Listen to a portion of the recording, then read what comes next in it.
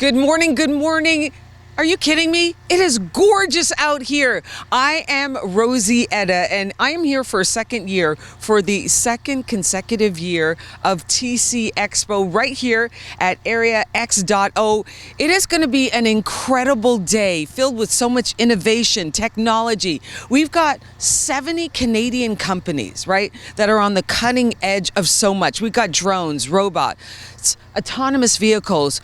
You name it, we've got it here. We're going to take a tour through this incredible event today, all day long. I want you to stay with me and go through these incredible companies. We'll be making stops here and there, talking to innovators, finding out what makes them tick. What are they working on? What do they have for us? I cannot wait to maybe, get a look at some robots, some drones flying overhead, the new technology in drones as well. There's so much to see and do here at TCXpo. This is our second year.